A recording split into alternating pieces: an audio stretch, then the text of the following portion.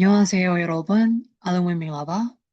저희가 디왈리마로 우리가 아직티가 별로묘 할래스라 별로묘 미공 봉산래스라고 저로 비도하비보노. 다소 이제로 바리로 할래스라 내내로 디도하비. 발래서 그라마인 로아데. 레변의 그라마보노. 맞아. 실용문에서 알아야 하는 표현. 실용문만 띠타야매 저로 어떤 언어니. 문법 표현. 드라더노니 51번 실용문에 자주 나오는 문법 표현입니다.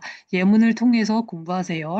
아제때만 마자가나 톨라리 시레 그라마리 바레 우마사장니 아니 됐음 여러분과 다리오 리라타바레 알루미 뼈타레 다음 열심에서의 계획 수라가 플랜을 뼈라 시즌을 뼈라 미래에 대한 아나간에 빠뜨대 계획을 설명하고 싶을 때 시즌을 신비하지네가 사용하는 문법 표현입니다.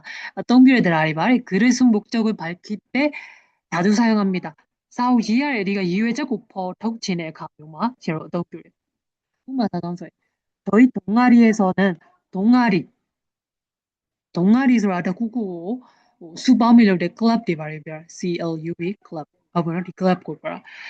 이 클럽 마보나 저노르 클럽 마이 새로운 아티피데 신입 회원수라 아띵회 신입서 때문에 뜨고 모집하려고 합니다. 모집서 수자나 루수자나 모집하려고 합니다. 루수장물로 놓다라 말이에요.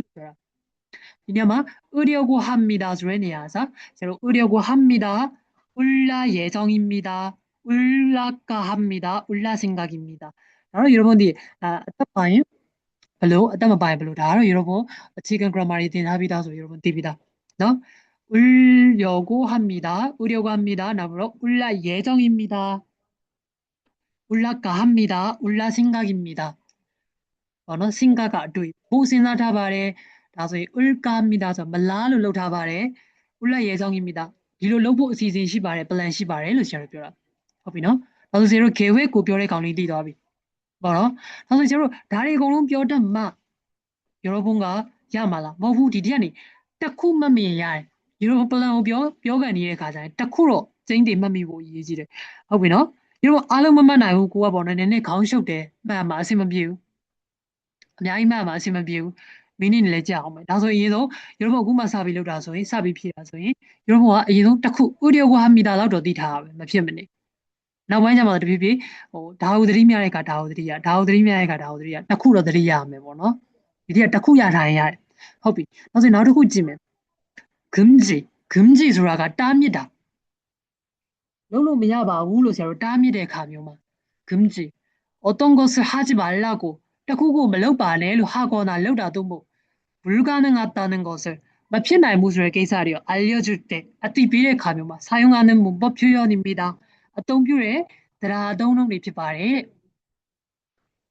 လုပ်လို့မရပါဘူးအဲ့ဒါဆိုဘယ်လိုပြောမလဲဆိုတော့ဥပမာစာကြောင်းကြည့်မယ်ဆိုရင်엘리베이터가 고장이므로 엘리베이터가 ပြက်နေတဲ့အတွက်ကြောင့်ဓာတ်လေကပြက်နေတဲ့အတွက်ကြောင့်이용하다ဆိုအသုံးချတာ이용하실 수 없습니다. အသုံးပြုလို့မရပါဘူး엘리베이터 이용이 엘리베이터 어떤 규모가 불가능합니다. မဖြစ်နိုင်ပါဘူးဒီလိုဒါဆိုရင်하실 수 없습니다. လုပ်လို့မရပါဘူးဒီလိုလုပ်ခြင်းကမဖြစ်နိုင်ပါဘူးဘာကွာလဲဒီနှစ်ခုဘာကွာလဲဒီမှာ하실 수 없습니다. ရောဆရာတို့ဘာနဲ့ကတ်တာလဲ verb နဲ့ကတ်တာ verb နဲ့ကတ်တာ이용하다ဆိုရယ် verb နဲ့ကတ်တာအဲ့လိုမဟုတ်ပဲဒီကောင်ကကျတော့ e ကဆိုတော့ noun နဲ့명사လို့ခေါ်တဲ့ noun နဲ့ကတ်တာနောက်ရင်တော့ e က 불가능합니다. ကျတော့အတွဲလိုက်မှတ်ထားရမယ်အဲ့တော့ e ကိုရောဘော order တွေတွားပြီးတော့ရေးတာတို့ a တို့ဒါတွေမဆိုင်နိုင်တွားရေးမိရောဘောမှားပြီဒါသူတို့အမှတ်မရတော့အမှတ်လျှော့ခံမှာရောဘောဒါဆိုရင်ဒီဒရာမိုင်းနော်အရှိမ noun နဲ့ကတ်တယ်အဲ့တော့သူ့မှာအသက်ပါတယ်မပါတယ်ကြည့်ပြီးဆရာတို့ e ကကတ်မယ်ပြီးတော့ 불가능합니다. ဒီလိုဖြစ်ခြင်းကမဖြစ်နိုင်ပါဘူး하실 수 없습니다. ဒီလိုလို့မရပါဘူးနောက်တစ်ခုက으면 안 됩니다.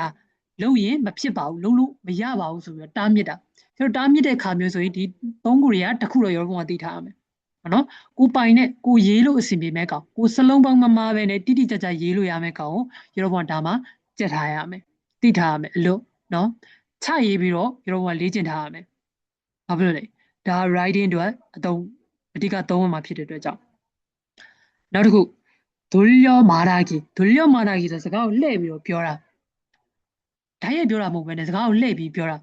뭐야 뭐ဖြစ်နိုင်ပါဘူးဆိုပြီးတော့ဘော금지လောက်တာမျိုးမဟုတ်ဘဲနဲ့တားမြစ်တာမျိုးမဟုတ်ဘဲနဲ့အဲ့လိုလုံးလို့တော့အစင်မပြေတော့ဘူးတင်တယ်အဲ့လိုမျိုးပြောချင်တာမျိုး 곤란한 상황에서 내내 지네질 해야 될 진행을 봐. 다면서 애대 조심스럽게 해서 들이잡으로 그유뷰뷰 말할 때 쓰는 문법 표현입니다.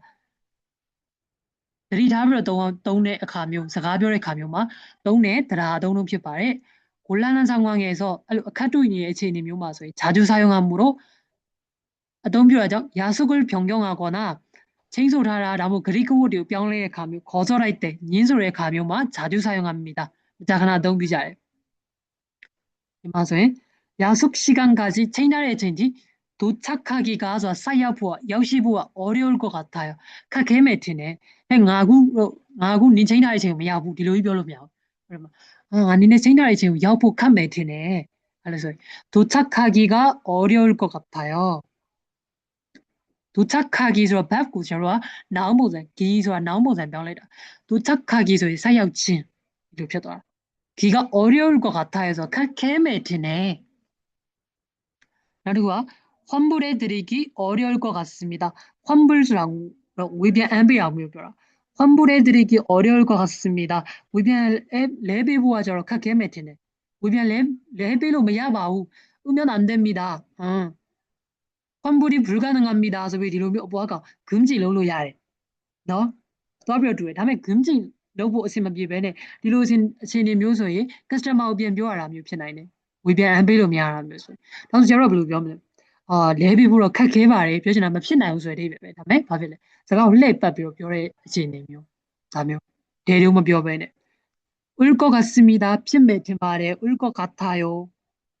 나로 제로 의심만 된 하에서 나가 씁니다라 요와 자로 사박의အခြေအနေကိုကြည့်ပြီးတော့여러분ခွဲခြားရမှာ그리고 기가 어려울 것 같습니다. 기가 어려울 것 같아요. နော်ဒီလိုမျိုးလေးဖြေလို့ရတယ်ဟုတ်ပြီနော်ဒီလိုလုပ်ဖို့အခက်ခဲမဲ့ထင်ပါတယ်ဆိုပြီးတော့အခုလုံးတော့ညင်းတာပဲဒါပေမဲ့ဒါကလှည့်ပတ်ပြီးညင်းတာဟိုကဒေးတားမြစ်ပလိုက်တာနောက်တစ်ခုကျတော့ခါနန်ဖြစ်နိုင်မှုဖြစ်နိုင်ပါတယ်လို့ပြောချင်တာမျိုး어떤 것을 할 수 있다는 가능을 이야기할 때 사용하는 문법입니다. 이야기랑 이야기할 때 사용하는 문법입니다. တခုခုလုံးလို့ရပါတယ်ဆိုရယ်ဖြစ်နိုင်မှုကိုဖော်ပြတဲ့စကားပြောတဲ့အသုံးအနှုန်းဖြစ်တယ်ရှင်းချောင်းကြီးနာလျှောက်ထားမှုရှင်းချောင်းဆိုတာတခုခုလျှောက်ထားတာပေါ့နော် apply လုပ်တာမျိုးမိုးကြည့်ဆိုတာကစုဆောင်းတာ그래ဆိုတာဒီလိုစာတွေမှာဆိုရင်ရှင်းချောင်း자격ဆိုတာကလျှောက်ထားလို့ဖြစ်နိုင်ခြင်းဖြစ်နိုင်မှုလျှောက်ထားလို့ရတယ်ဆိုတာမျိုး 이야기할 때 자주 사용합니다. 자나အသုံးပြုတယ်외국인이라면နိုင်ငံခြားသား 소인이라면 뜻바이라면 뭐바이라면 뭐너နိုင်ငံခြားသား 소리 누구나서 누구에 참가하실 수 있습니다. 소인 တက်ရောက်လို့ရပါတယ် 참가하다서 တက်ရောက်တာ အဲ့တော့ဘယ်လိုလဲဆိုဒီ noun이라면 누구나 오실 수 있습니다. 다다 소인 뒤로 놀로 야바래. 이러면 이라면 쉴 수 있습니다. 소비로 뒤로 몇 피하면. 너? 디 드라리에 저러 여러분 얼른만 다마. 그래서 고래만 빼면 하고 드라야 마 네가 없이 날마. 얼른만 고만 다음에가. 나비로 이가 가능합니다. 뒤로 야바래. 아시아 나. 이마소에 외국인이 가능합니다. 이러면 발로보 뭐거나 발에 참가하기 가능합니다. 이러면 빌려야바나. 다음에 이가 가능합니다. 그걸로 보 심지 말에 소비어 뼈라 이가 가능합니다. 보 피나이 말에 이로 뼈지네 가면만 우리야 이가 가능합니다. 이만 나오게 아마 보나. 그리고 감사 사과 찌들이나에 다운만나에 고마움을 표시하거나 미안함을 표시할 때 사용하는 문법 표현입니다. 지수리나 법야지나 아나라 다운만지나 묘리소에 결과리 덕네. 우마사정리야.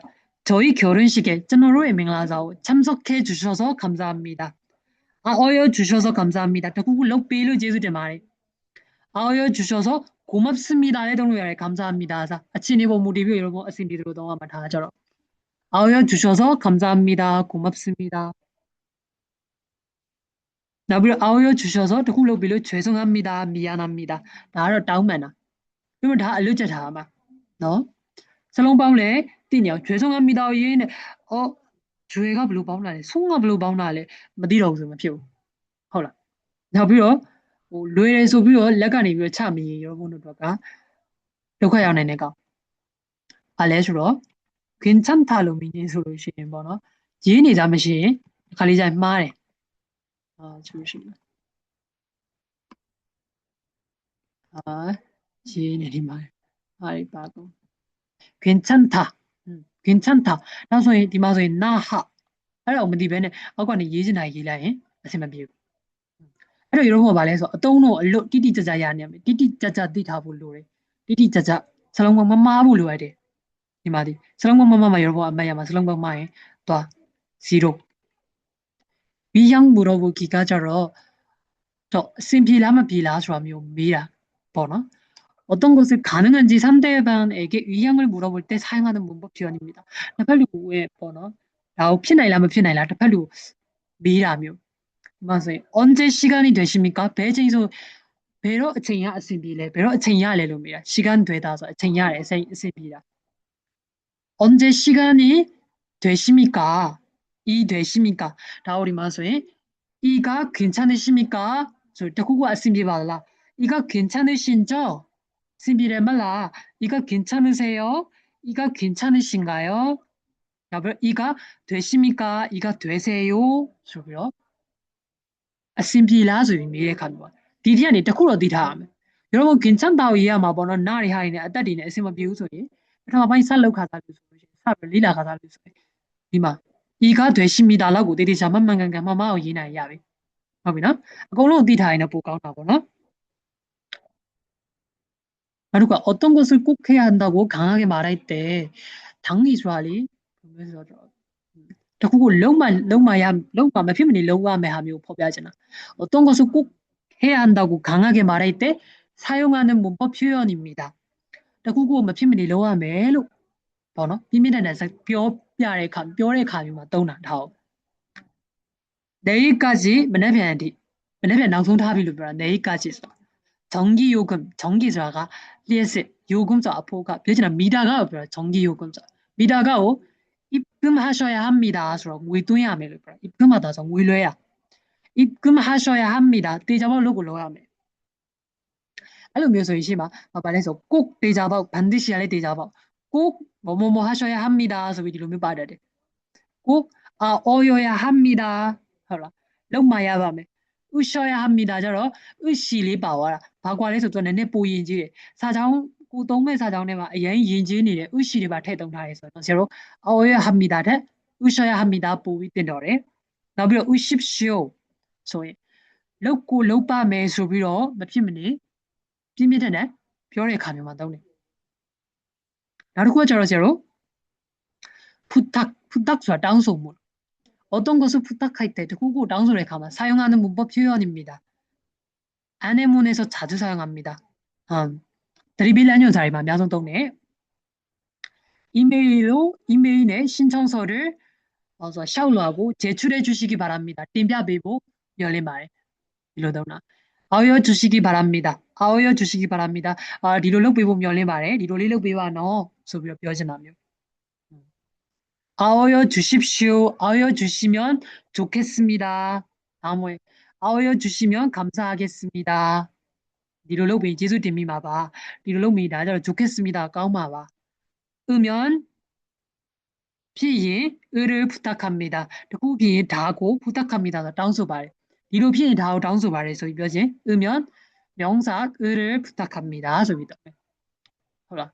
요번 달리 디타면 အများကြီးမသိထားရင် 아우여 주시기 바랍니다. ဒီလိုတစ်ခုသိထားရင် တော်တော်လေးအဆင်ပြေ အများကြီးမကြက်နိုင် အများကြီးမလုံးနိုင် တစ်ခုနှစ်ခုကိုတော့ 여러분 အပိုင်သိထားရမယ် သိထားတဲ့ကောင်အပိုင်နိုင်ရမယ် ဟိုကလည်းမပိုင်နိုင် ဒီကအကုန်လုံးတော့အဓိပ္ပာယ်သိတယ် ဟိုကလည်းတည်တည်ချာချာပိုင်ပိုင်နိုင်နိုင်မရေးနိုင် ဒီကလည်းပိုင်ပိုင်နိုင်နိုင်မရေးနိုင်ဆို 여러분 51တွက်ကဒီကောင်အဆင်မပြေဘူး ဟုတ်ပြီနော် နောက်တစ်ခုကကျတော့ 어떤 것을 부탁할 때တစ်ခုကိုတောင်းဆိုတဲ့အခါမှာ 사용하는 문법 두두배 부탁 1과 달리 시야 다운소문 너무 띠네 과라로 이 문문의 형태여서 좀 더 부드럽게 부탁하는 느낌을 줍니다. 얘네도 매공봉살리네 미라서 얘네리 뼈병네 다운소문 간사적고 삐바래 리가 미안하지만 안아비매 야수 시간을 저 체인할의 제 바꿔도 될까요? 바꾸다서 뿅래라 바꿔도 될까요? 저 뿅라이로 레야라 체인할의 제 체인라이로 야라 바꿔도 될까요? 요모벤에 밤이랐습니다는 비하면서 바꿔도 되겠습니까? 나는 나 홀롱 디다음에 마상레스로 제가 벼들로베 하지만 정말 비로만 벼들로베 요네 동안 매치니시 밤이 갔습니까네 동안 매치니시 ဟုတ်ပြီနော်အဲ့လိုနှစ်ခုလုံးကိုသိထားရမယ်လဲဖြစ်ပါသလားလဲရပါသလားအဲ့လိုပြောတာအော်ရ 주시겠습니까 ဆိုတော့တစ်ခုခုလုပ်ပေးလို့ရမလားယင်လို့ပြောတာအော်ရ 주시겠습니까 အော်ရ도 되겠습니까 အော်ရ도 되겠습니다ဒီလိုလုပ်လဲရပါသလား 우실 수 있을까요 ဆိုရင်အဲ့လိုလုပ်လို့ရနိုင်မလား우실 수 있을까요 လုပ်ပေးလို့ရနိုင်မလား 울랄 수 있을까요 ဒါတော့ရှိပါတာလေ의시ပါတဲ့ပုံစံကျတို့စာကြောင်းက의시ပါပြီးတော့အရင်ကြီးမိမိပေါ့နော်အမြင့်သုံးနေပဲသုံးထားရဲဆိုရင်တော့ဒါကိုဆက်ထားဖို့တော့မယ်အဲ့လိုပဲပုံမှန်ဆိုတဲ့ဆရာတို့ဒါလေးသုံးမယ်아어여도 될까요ဆိုရင်အခုဖြစ်လဲရလားဟာဒီလိုလုပ်လဲရလားဆိုပြီးသုံးချင်တော့ဒီလိုသုံးတယ်နောက်တစ်ခုက전달အမှားပါပြတာ간접 화법ဆိုတာကဆိုတော့ indirect ပုံစံပေါ့နော်တဆင့်ခံစကားပြောတဲ့ပုံစံတခြားသူကပြောတဲ့ကောင်ကိုပြန်ပြောတဲ့အခါမျိုးမှာသုံးတယ်들은 내용이나 하고 싶은 이야기를 전달할 때 사용하는 문법입니다. 수라가 짜게 애정에 나보고 뼈진 애정이하고 아마 말의 가묘와 뼈비의 가묘만 떠나 일기예보에 위하면 에 위하면 소위 뒤로 아야소에 다 아야소에 일기예보 수라가 저로 몰리워다 카만자 야소에 내일 비가 온다고 합니다. 왜냐면 뭐야 매일로 수발해 뭐야 매일로 뼈발해 뒤로 떠나 다 아야소 에위하면 다고 합니다. 디로로 벼바래 로 벼라. 나르고 하자로 마지막에 아까 강리 시작 포에비 벼면 다고 합니다. 로 벼바래. 다고 합니다. 로 벼바래. 자고 합니다. 자야 아우로 벼바래. 후 로자야 아. 너? 나르고가 잠시만. 나르고 냐고 합니다. 달라로 벼바래. 달라로 소바래. 벼라. 나비 라고 합니다. 로 소바래. 이러더라. 로 소바래. 너? 나자 라고서 또 로 라이로 소바래로 벼지나. 라고. 가라고 합니다. 또알로 벼바래. 그러면 가라고 합니다. 맞아. 냐고 합니다. 홀라로 미야. 뭐너 또 살라로 미바래. 또알라로 미바래. 이런 거 뭐너. 자고가 저 로자야. 다고 저 대로로 벼라. 너? 그래서 달리 뛰면.